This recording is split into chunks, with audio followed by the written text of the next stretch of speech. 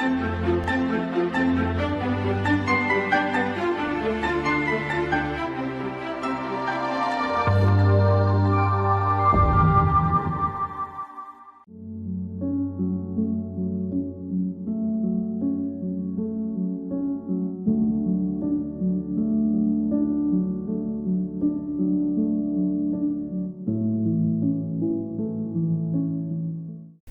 পাঠকবর্গ, BLI স্তরের গ্রন্থাগার সূচীকরণ পত্রে ক্যাটালগের আন্তঃপ্রকৃতি বর্গীকৃত ক্যাটালগ সম্বন্ধে আমরা আলোচনা করব।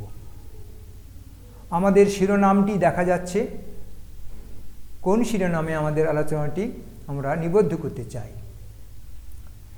গ্রন্থাগারে যে সমস্ত তথ্যবস্তু বা গ্রন্থসমূহ সংগৃহীত হচ্ছে সেগুলিকে একটি বিশেষভাবে তাদের বিবরণগুলিকে নিবদ্ধ করে পর্যায়ক্রমে এবং গঠন রীতি কেমন করে হবে, শীর্ষক কেমন হবে, এই সব বিবেচনা করে আমরা একটা প্রলেখ বা এন্ট্রি নির্মাণ করি। এই এন্ট্রির নির্মাণের ক্ষেত্রে আভ্যন্তরীণ রূপ হচ্ছে এই তথ্যের বিন্যাস, তথ্যের নির্বাচন, তথ্যের ধারাবাহিকতা, গঠন রীতি ইত্যাদি। এই সম্পর্কিত যে আলোচনাগুলো আমরা করি সেটা সূচীকরণের আন্তঃরূপ। বাহ্যিক রূপটা প্রথমে আগে সংগ্রহ করতে হয় বা নির্বাচন করতে হয়। স্তবকাকৃতি, পুস্তকাকৃতি বা কিছু যে ধরনের আমাদের বাহ্যিক রূপগুলি রয়েছে তাদের যে কোনো একটিকে গ্রন্থাগারের স্বাচ্ছন্দ্য বা সুবিধার দিকে আসবে সেটা নির্বাচন করার পরেই গ্রন্থাগারিককে ভাবতে হয় যে সূচীকরণের ক্ষেত্রে কী ধরনের আন্তঃরূপ গ্রহণ করলে তার পাঠকবর্গের কাছে গ্রন্থাগারের সমস্ত তথ্য ভাণ্ডারের যে খবর বা হদিস তুলে ধরা যেতে পারে বা পাঠকবর্গ তার নিজেদের চাহিদা মাফিক যে গ্রন্থের সম্বন্ধে বিবরণ বা তার নির্দিষ্ট গ্রন্থটিকে খুঁজে পাবার জন্য যে প্রক্রিয়া সেটি সূচীকরণের মাধ্যমে আমাদেরকে করে রাখতে হয়, যাতে করে পাঠকের চাহিদাটি সূচির মাধ্যমে হদিস হয়ে পুনরায় তারা গ্রন্থ থেকে নির্বাচন করতে পারে গ্রন্থাগার থেকে। এই যে সামগ্রিক কাজ, তার যে সমস্ত বিবরণ, তার বৈজ্ঞানিক ধারা, তার প্রকরণ পদ্ধতি প্রণয়ন, শীর্ষক নির্বাচন, সামগ্রিক লেখনমূলক যে ঘটনা, সেই লেখনমূলক ঘটনাই হচ্ছে গিয়ে আন্তঃরূপ সৃষ্টি করে। এই ক্ষেত্রে আমরা আজকে যেটা জানব, বর্গীকৃত ক্যাটালগ এই নামেই এই আন্তঃরূপটি সৃষ্টি হয়েছে। এটি ডক্টর এস.আর. রঙ্গনাথন তৈরি করেছেন। এটি একটি গুরুত্বপূর্ণ পদ্ধতি। এই পদ্ধতির সাহায্যে কিন্তু গ্রন্থাগারের সূচি প্রণয়ন করলে অনেক বৈজ্ঞানিক উপায়ে আমরা সূচিটিকে প্রণয়ন করতে পারব। গবেষকদের কাছে, সাধারণ ছাত্রদের কাছে, সমস্ত ধরনের পাঠকের কাছে এর একটা অনন্য একটা চাহিদা আছে এবং তার একটা প্রভাবও রয়েছে। আবিধানিক হয়তো আমরা জানি, তথাপি আবিধানিক রূপ ছাড়া এই বর্গীকৃত রূপটি আমাদের কাছে খুবই গুরুত্বপূর্ণ এবং অত্যন্ত আমাদের চিত্তাকর্ষক হবে যদি আমরা জানতে পারি যে তার কেমন বৈজ্ঞানিক ধারণার উপর ভিত্তি করে এটা তৈরি করা হয়েছে। তাহলে আমরা আলোচনা করি একের পর এক। প্রথমেই আসা যাক। প্রথমেই বললাম যে ক্যাটালগের বাহ্যিক আকৃতির মধ্যে কোনো একটি রূপ গ্রন্থাগারে ক্যাটালগের জন্য নির্বাচন করতে হবে। সেটা স্তবকাকৃতিক ক্যাটালগ হতে পারে, সেটা পুস্তক ক্যাটালগ হতে পারে, বা যে কোনো ধরনের বাহ্যিক রূপের ক্যাটালগ হতে পারে। যাই হোক, কার ক্যাটালগ ব্যয়বহুল এবং স্থানিক পরিসর বেশি প্রয়োজন হয়। সেই কারণে ছোট গ্রন্থাগারে পুস্তকাকৃতিক ক্যাটালগ ব্যবহার করা যেতে পারে। মাঝারি বা বড় গ্রন্থাগারে কার ক্যাটালগ ব্যবহার করলে ভালো হয়। কালক্রমে গ্রন্থাগারের আকার যতই বড় হবে, কার ক্যাটালগের জন্য তত বেশি জায়গা দরকার হবে। একই সঙ্গে গ্রন্থাগারে পুস্তকও বেড়ে চলে, তাদের নানা ধরনের সূচি প্রণয়ন করতে হয়। যে কোনো কারণেই হোক একটা কার্ড ক্যাটালগ আমরা করলে আমাদের যদি বেশি সুবিধা পাওয়া যায় বা বেশি কার্যকরী হয়, সেটিকে বেছে নিয়েই বা সেটিকে মনে করেই আমরা যেন কাজ করছি, এই ভেবেই কিন্তু আমাদের সমগ্র আলোচনাটা কার্ড ক্যাটালগের বাহ্যিক রূপের মধ্যেই এই বর্গীকৃত ক্যাটালগ করছি, এবং তার বিবরণ আমরা যখন আলোচনা করব তাহলে বুঝতে আমাদের সুবিধে হবে। এখন ক্যাটালগের বাহ্যিক রূপ যখন নির্দিষ্ট হয়ে গেল, তখন তারপর গ্রন্থাগারিককে তার নিজের চিন্তায় আভ্যন্তরীণ রূপ বিবেচনা করতে হবে। ক্যাটালগের আভ্যন্তরীণ রূপই হল তার আন্তর প্রকৃতি। কার্ডে এন্ট্রিগুলি এক একটি একক, ফলে কার্ডে মুখ্য এন্ট্রি মানে মূল একটা প্রলেখ, যেখানে গ্রন্থের সম্বন্ধে পরিপূর্ণ বিবরণ লিপিবদ্ধ করা হবে। পাঠক যেন তার গ্রন্থের সম্বন্ধে সামগ্রিক একটি তথ্য জানতে এবং বুঝতে পারে।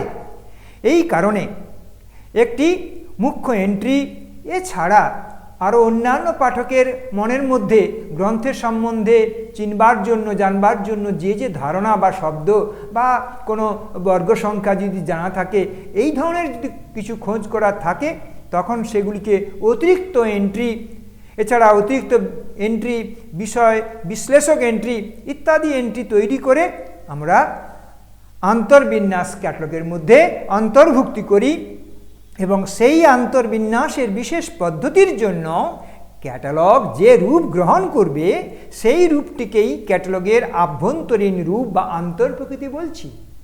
এখন আমাদের আজকের আলোচনাতে আন্তর্প্রকৃতি বর্গীকৃত যে রূপ, বর্গীকৃত ক্যাটালগ নামে যেটি আছে, প্রচলিত রয়েছে বা আমরা ব্যবহার করে থাকি, আমরা পাঠকদের, আমরা যারা এই বিজ্ঞানের ছাত্র, আমাদেরকে যখন ব্যবহারিক প্রয়োগ করতে হবে, অনুশীলন করতে হবে বা তাদের তত্ত্ব শিখতে হবে, আমরা দুটি ক্ষেত্রেই শিখব। বর্গীকৃত ক্যাটালগের তাত্ত্বিক দিক আমরা জানব এবং একই সঙ্গে আমরা তার ব্যবহারিক প্রয়োগ ঘটিয়ে আমরা ব্যবহার করব এবং গ্রন্থাগারে প্রয়োগ করব এবং সূচি প্রণয়ন করব। এই দিক থেকে এখন আমরা যেটা শিখছি যে তার তাত্ত্বিক অবস্থাটা কি কি ধারণা তার মধ্যে জড়িয়ে রয়েছে। মুখ্য এন্ট্রির বিচারে ক্যাটালগ আমরা জেনেছি দুই প্রকারে, তার নির্দিষ্ট আরেক প্রকার হলো যে বর্গীকৃত ক্যাটালগ। এই বর্গীকৃত ক্যাটালগ প্রাথমিকভাবে একটি বিষয় ক্যাটালগ বা সাবজেক্ট ক্যাটালগ। বর্গীকৃত ক্যাটালগে মুখ্য এন্ট্রি, অতিরিক্ত এন্ট্রি, গ্রন্থকার সূচি ও বিষয় সূচি বা বিষয় এন্ট্রি আমরা তৈরি করি। এই সকল প্রকারের এন্ট্রিগুলিকে সম্মিলিত করে যে ক্যাটালগ প্রস্তুত করা হলো তাকেই আমরা বলবো বর্গীকৃত ক্যাটালগ। বর্গীকৃত ক্যাটালগ মুখ্য এন্ট্রি প্রস্তুত করা হয় আবিধানিক ক্যাটালগের মতোই। মুখ্য এন্ট্রিতে সেইভাবেই গ্রন্থের সব তথ্য লিপিবদ্ধ থাকে। সব দিক দিয়ে বর্গীকৃত ক্যাটালগের মুখ্য এন্ট্রি এবং আবিধানিক ক্যাটালগের মুখ্য এন্ট্রি অনুরূপ। আবিধানিক ক্যাটালগের মুখ্য এন্ট্রিতে গ্রন্থের সঙ্গে সংযোগ সাধনের জন্য কল নাম্বার বা ডাক সংখ্যা থাকে।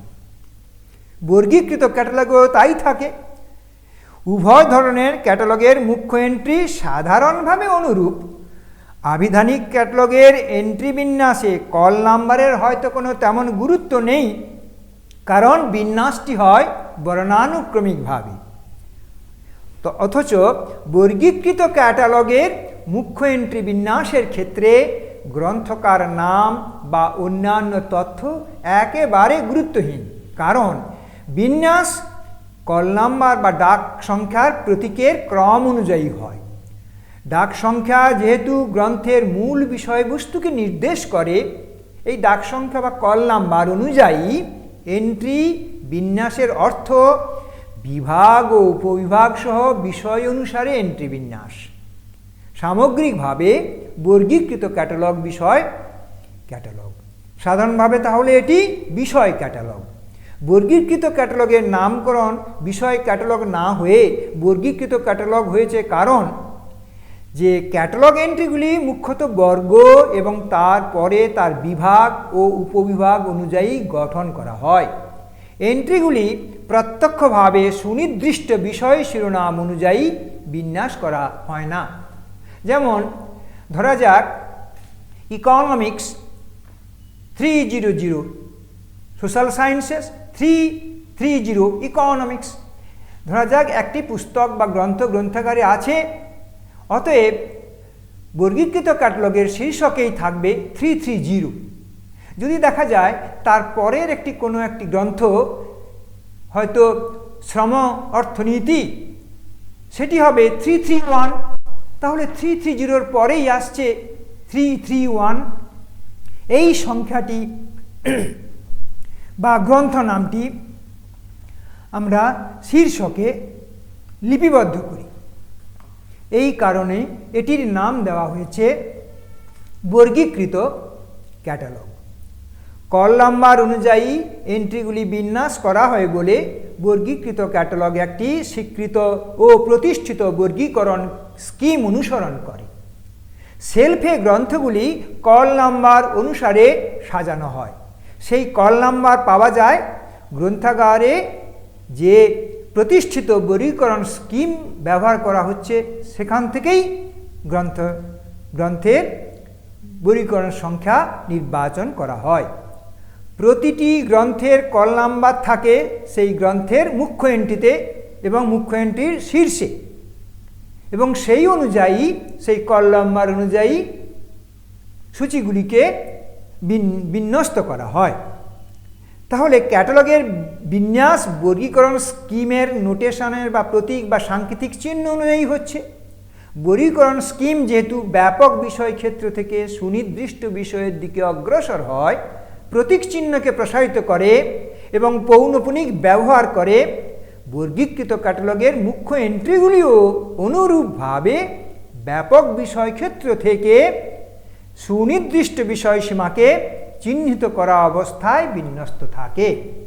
প্রথমে ব্রড সাবজেক্ট বা বৃহত্তর বিষয়, ধরা যাক 330, পরবর্তী ক্ষেত্রে তার বিভাজন 331, কিংবা তার থেকে তার পরের বিভাজন 331.2, পরের বিভাজন 331.12 ইত্যাদি। এইভাবেই ক্রমে ক্রমে সুসজ্জিত করা থাকে।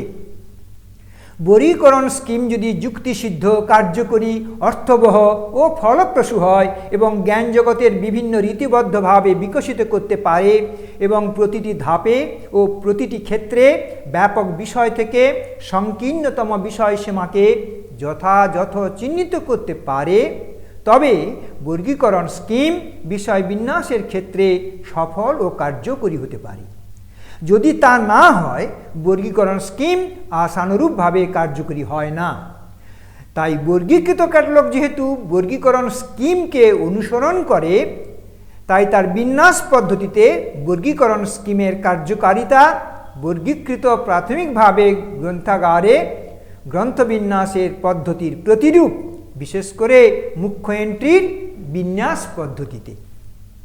সামগ্রিকভাবে অবশ্য বর্গীকৃত ক্যাটালগ গ্রন্থাগারের গ্রন্থ নির্বাচনের অবিকল প্রতিরূপ নয়, কারণ মুখ্য এন্ট্রি ব্যতীত বর্গীকৃত ক্যাটালগে অতিরিক্ত এন্ট্রি ও অন্যান্য সূচি প্রথিত থাকে।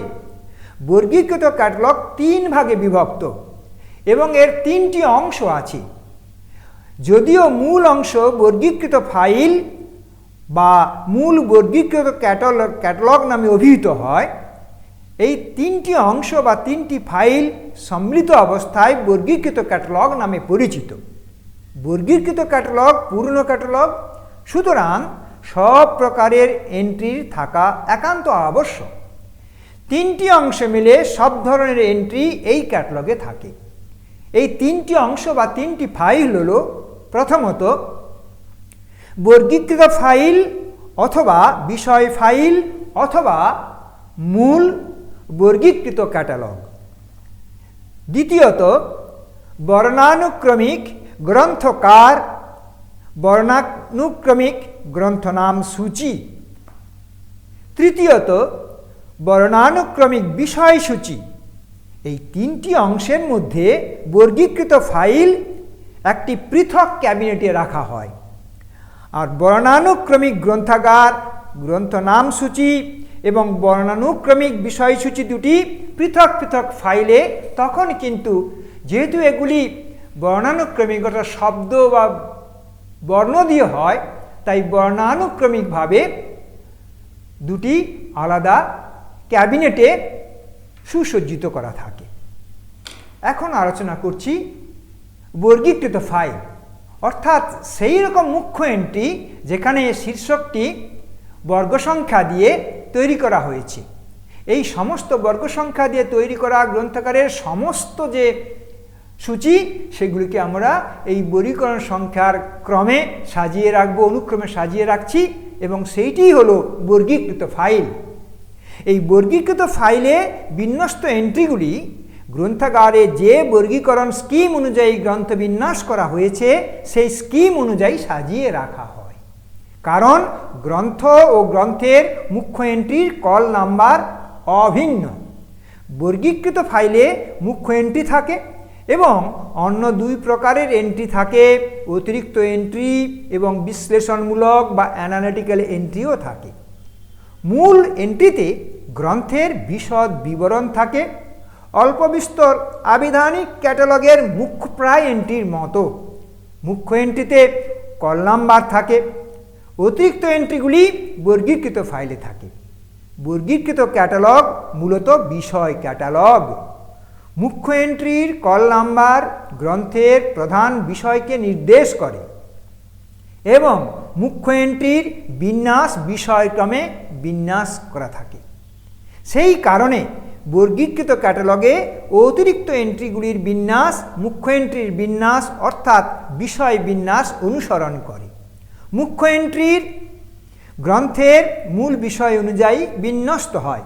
সুতরাং অতিরিক্ত এন্ট্রি গ্রন্থের মূল বিষয় বাদে অন্যান্য বিষয় অনুযায়ী বিন্যস্ত হয়।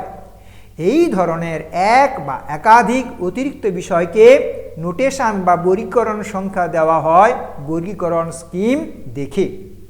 অতিরিক্ত বিষয়কে যে নোটেশন নির্দেশ করে সেই নোটেশন অনুসারে অন্যান্য এন্ট্রির সঙ্গে বর্গীকৃত ক্যাটালগে অতিরিক্ত এন্ট্রি বিন্যাস করা হয়। বিষয় বিশ্লেষণ এন্ট্রিগুলিকে অনুরূপভাবে নোটেশনের দ্বারা চিহ্নিত করে বর্গীকৃত ফাইলে বিন্যাস করা হয়। অর্থাৎ নোটেশন বা বর্গীকরণ সংখ্যা দিয়ে যতগুলি ও যত প্রকার এন্ট্রিকে চিহ্নিত করা যায় সেই এন্ট্রিগুলি বর্গীকৃত ফাইলে বর্গীকরণ সংখ্যা অনুযায়ী বিন্যাস হয়ে থাকে। তাহলে স্পষ্টতই আমরা জানতে পারছি একটি গ্রন্থাগারের সংগ্রহে যত গ্রন্থ থাকবে প্রত্যেকটি গ্রন্থের যে নির্দিষ্ট বর্গ সংখ্যা কম্পাউন্ড ক্লাস নাম্বার যতদূর পর্যন্ত বিস্তৃত করা যায় সামগ্রিকভাবে ততটি ক্লাস নাম্বার সংগ্রহ করে তার সঙ্গে বুক নাম্বার বা গ্রন্থ সংখ্যাও সংযুক্ত করে একটি ডাক সংখ্যা যা বা কল নাম্বার যাকে বলা হয় সেইটি উৎপাদন করা হয়। এই কল নাম্বার তৈরি করে এই সূচীকরণে বর্গীকৃত সূচীকরণের শীর্ষকে সেটিকে লিপিবদ্ধ করা হয়। তখন তার ফলে এই যে সূচি তৈরি হচ্ছে এই সূচিটিকে সামগ্রিকভাবে যখন বিন্যস্ত করা হয় তখন এই ক্লাস নাম্বারের অনুরূপভাবে বিন্যস্ত হবে। যদি ডিভি ডেসিমেল ক্লাসিফিকেশনে অনুরূপ বিন্যস্ত হয় তাহলে 100, নেক্সট 200, পরবর্তী 300, 400 ক্রমান্বয়ে এইভাবেই আসবে। আবার যদি আমরা কোলন ক্লাসিফিকেশনের অনুরূপ চিহ্ন নেই সেক্ষেত্রেও তাই, যেমন যেমন বিষয় চিহ্ন আসে মূল বিষয় তারপর যেমন যেমন ফ্যাসেটগুলি আসছে সেইভাবে আমরা ক্রমে ক্রমে সাজিয়ে রাখতে পারি। এই যে সুসজ্জিতকরণের প্রক্রিয়া বিন্যাস প্রক্রিয়া যেহেতু বিষয় অনুযায়ী হচ্ছে বর্গন্য সংখ্যা দিয়ে হচ্ছে কল নাম্বার দিয়ে হচ্ছে বা ডাক সংখ্যা দিয়ে হচ্ছে সেই জন্যেই এর নামটা আমরা দিয়েছি বর্গীকৃত ক্যাটালগ।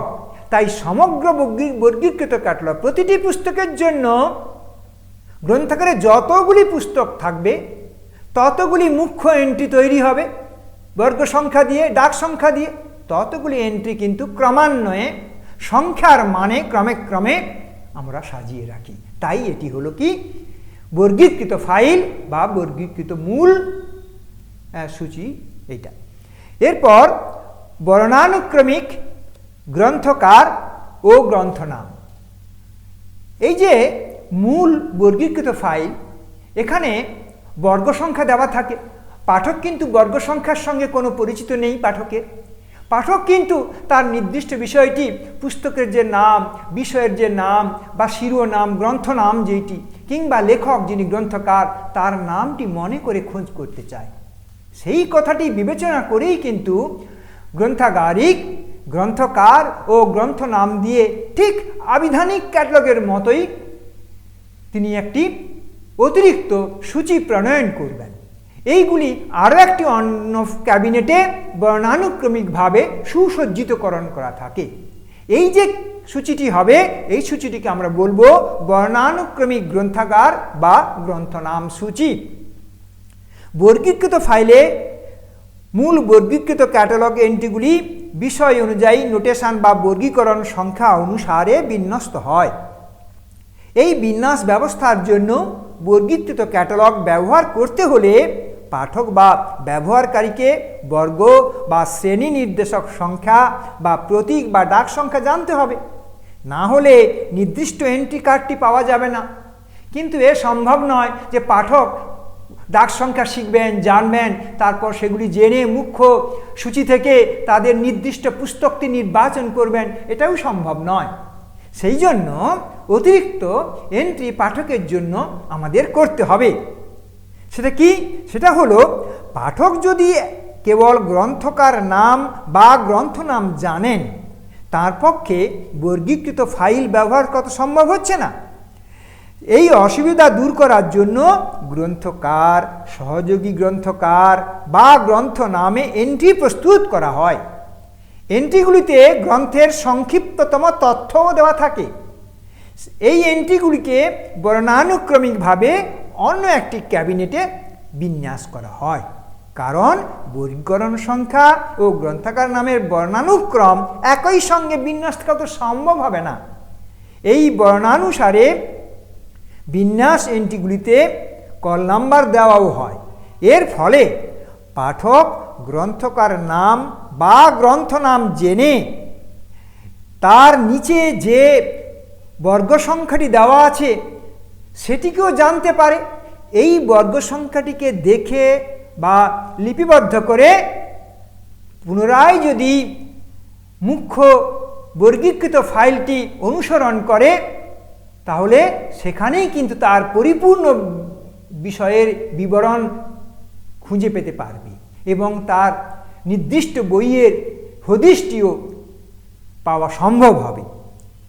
তাই এই বর্ণানুসারে বিন্যস্ত এন্ট্রিগুলিতে কল নাম্বার দেওয়া হয়, যাতে করে পাঠক তার লেখকের নাম বা গ্রন্থ নামে তার নির্দিষ্ট পুস্তকের হদিশটি জানতে পেরে এবং সেই সঙ্গে সঙ্গে তার সঙ্গে যে দেয় বর্গ সংখ্যা, সেই বর্গ সংখ্যাটি জানতে পারে এবং সেই বর্গ সংখ্যা জানলে পুনরায় মূল যে বর্গীকৃত ফাইল সেখানে গিয়ে সেই বর্গ সংখ্যাটিকে খোঁজ করলেই সেই বর্গ সংখ্যাতে তার সেই বিষয়টির পরিপূর্ণ বিবরণ দেখতে পাওয়া যাবে। তাই এই ব্যবস্থা দিয়েই পাঠককে সাহায্য করা হচ্ছে। তাহলে এই যে ব্যবস্থাটি বর্ণানুক্রমিক গ্রন্থাগার বা গ্রন্থনাম যে ফাইল, এটি প্রায় আবিধানিক যে রূপ, আবিধানিক ক্যাটালগের অনুরূপ। এখন আমরা তারপরে আসি, যেমন আবিধানিক যে আন্তঃরূপ, সেই রূপের মধ্যে বিষয়সূচি প্রণয়ন করা হয়, যাতে যে পাঠকবর্গ বিষয় নাম দিয়ে তাদের গ্রন্থগুলিকে খোঁজ করেন তারা পেতে পারেন। ঠিক অনুরূপভাবে বর্গীকৃত ক্যাটালগের ক্ষেত্রেও মূল এন্ট্রি বর্গীকৃত ফাইল করা হলো। দ্বিতীয় ক্ষেত্রে বর্ণানুক্রমিক গ্রন্থকার ও গ্রন্থনাম সূচি বর্ণানুক্রমে সাজিয়ে অন্য একটি ক্যাবিনেটে রাখা হলো।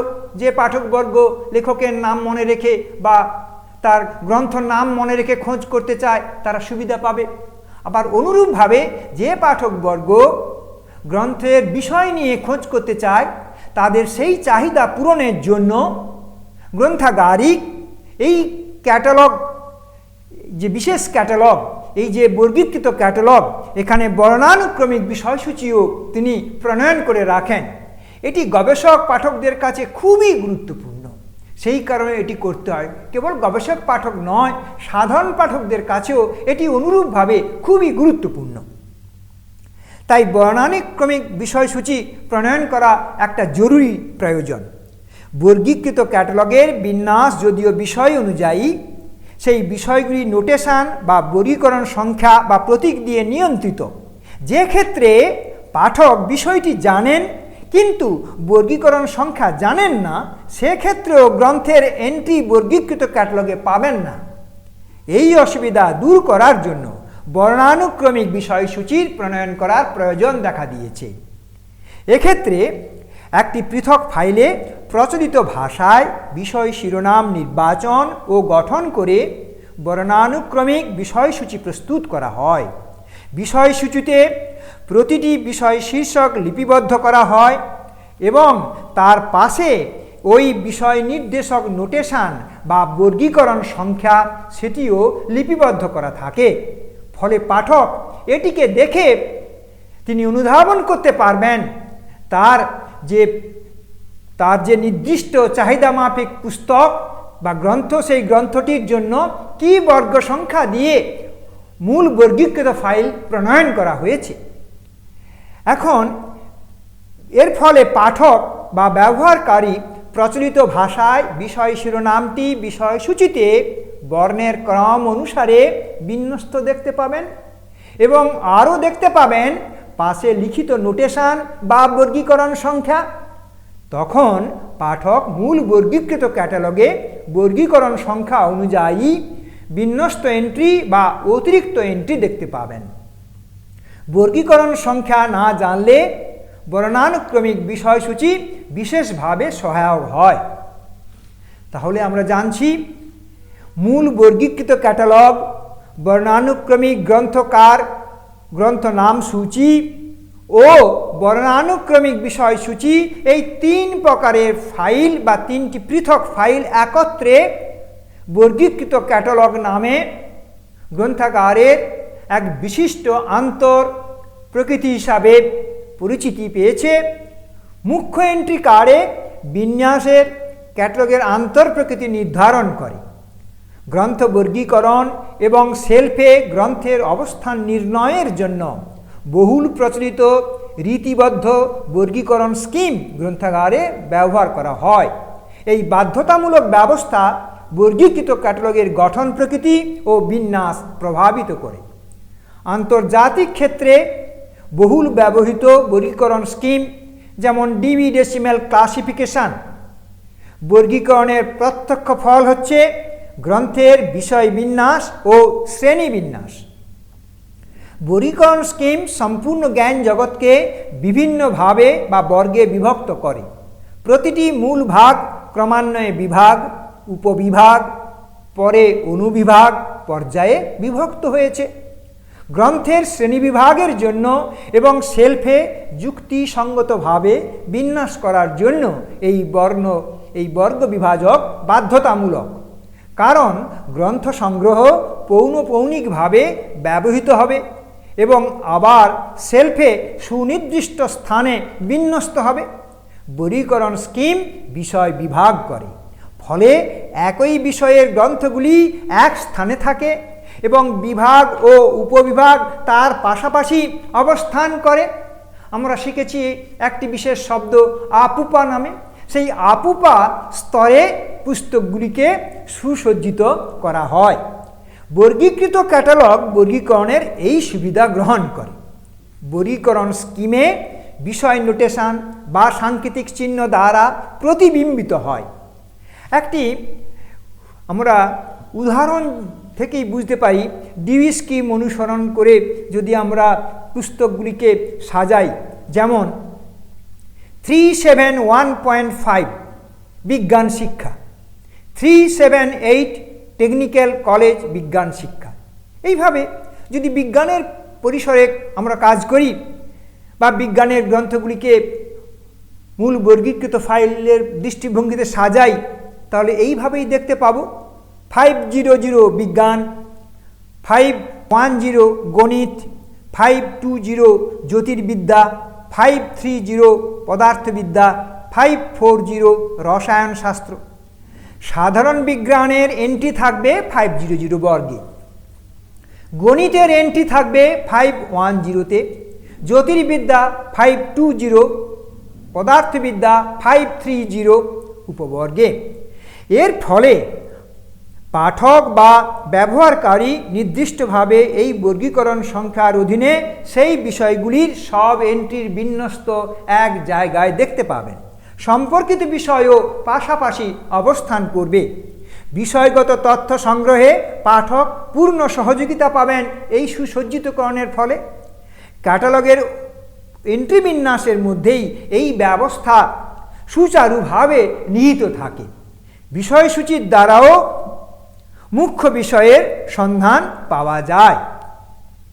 বর্গীকৃত ক্যাটালগ যথাযথভাবে হবে না যদি সেই স্কিমের বিষয়বিন্যাস কার্যকরীভাবে প্রতিফলিত না হয়।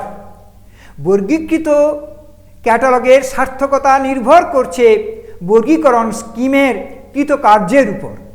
বিষয়ের ক্রমোন্নতিশীল বিকাশ, বিষয়গুলির অন্তর্নিল জটিল সম্পর্ক, একাধিক বিষয় সম্মিলিত হয়ে নতুন বিষয়ের সৃষ্টি প্রভৃতি অবস্থা বর্গীকরণ পদ্ধতিকে ক্রমে ক্রমে জটিল করে তুলেছে।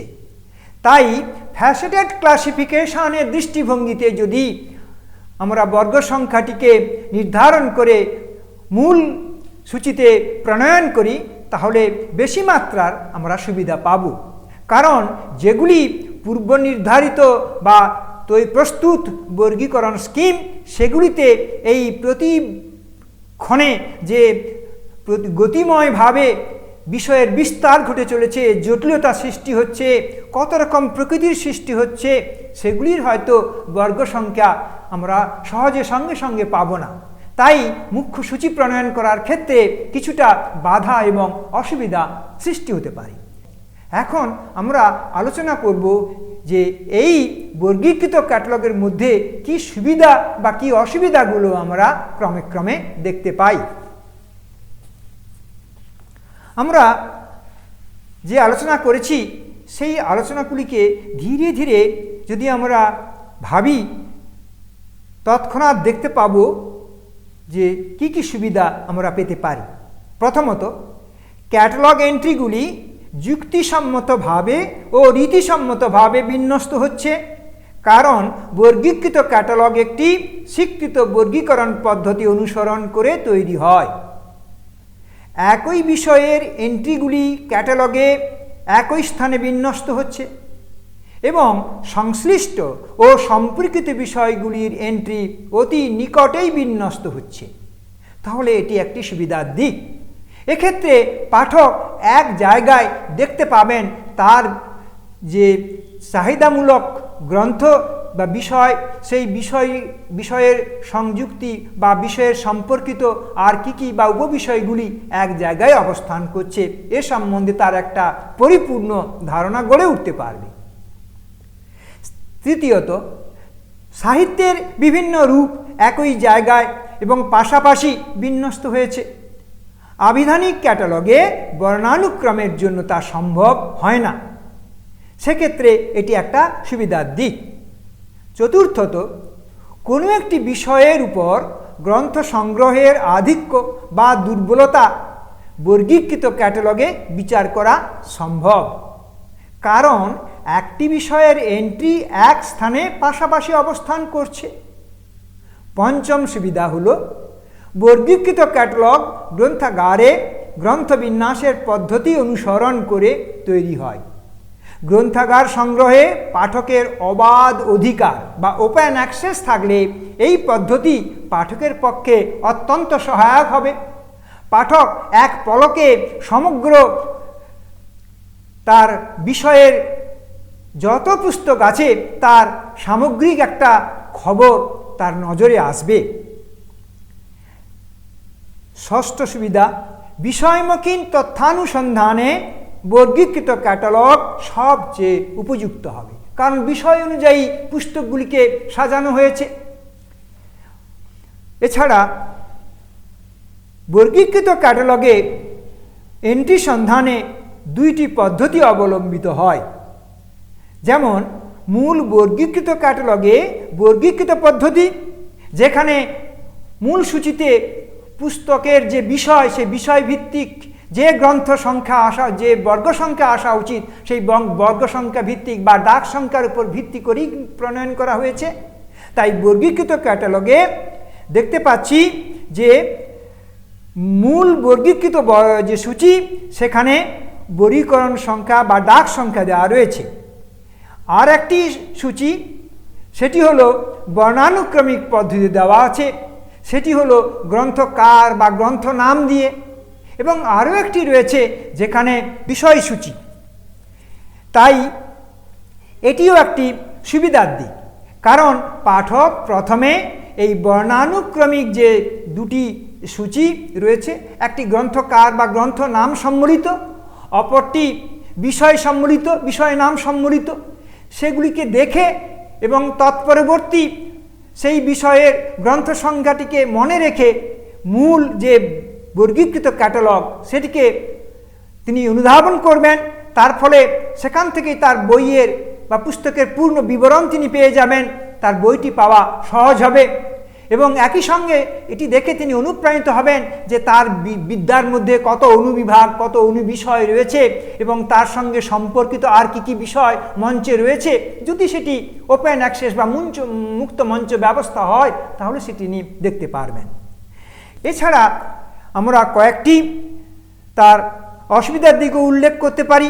সেগুলি হলো বর্গীকৃত ক্যাটালগ ব্যবহার করা পাঠক বা ব্যবহারীর কাছে আপাত দৃষ্টিতে জটিল মনে হলেও তাৎক্ষণিক এন্ট্রি না পাওয়ার জন্য ক্যাটালগ ব্যবহারে মানসিক বাধা প্রাপ্ত হতে পারে। সাধারণ গ্রন্থাগার বা শিক্ষামূলক গ্রন্থাগারে এই ক্যাটালগ সহজ গ্রহণযোগ্য হয় না সহজে, কারণ পাঠকেরা প্রথম পর্যায়ে বর্ণানুক্রমিক দেখতে হয়, দ্বিতীয় পর্যায়ে বর্গ সংখ্যা দেখতে হয়, এটি তাদের কাছে একটু কষ্ট সৃষ্টি করতে পারে। তৃতীয় পৃথক ফাইলের জন্য এন্ট্রি খুঁজে বার করার জন্য সময় সাপেক্ষ কাজও হয়।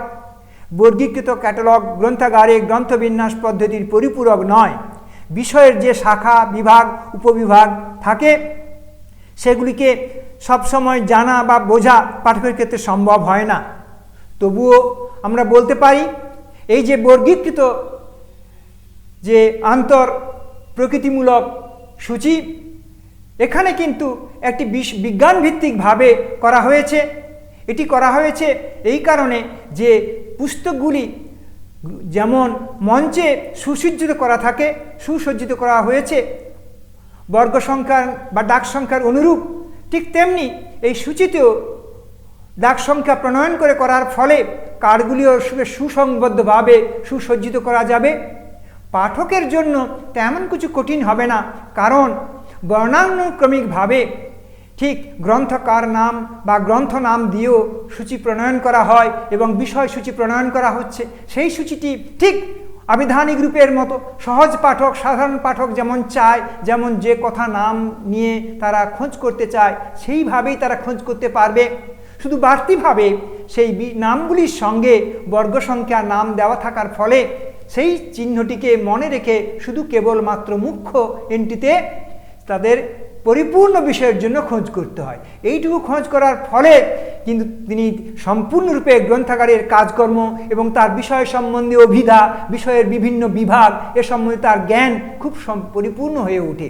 তাই এইভাবে সূচীকরণ, আন্তঃসূচীকরণের ফলে যে সূচি প্রণয়ন করা হচ্ছে তার ফলে পাঠককে সুন্দরভাবে বিজ্ঞানসম্মতভাবে পরিষেবা দেওয়া যেমন সম্ভব হচ্ছে, তেমনি পাঠকবর্গ অত্যন্ত উন্নত মানের হচ্ছে, বিষয় সম্বন্ধে জানছে, তার শিক্ষা জ্ঞান সম্বন্ধে আরও বিচক্ষণতায় উন্নীত হতে পারবে এবং গবেষক হয়ে যখন কাজ করবে তখন তার কাছে কিন্তু এটি গ্রন্থপঞ্জি নির্ণয়ের জন্য গ্রন্থপঞ্জি নির্ণয় এবং বিভিন্ন রকমের পাঠ্যসূচির যে পড়াশোনা বা তথ্য যে তালিকা প্রণয়ন করা সেগুলির ক্ষেত্রে তার কাজে লাগবে।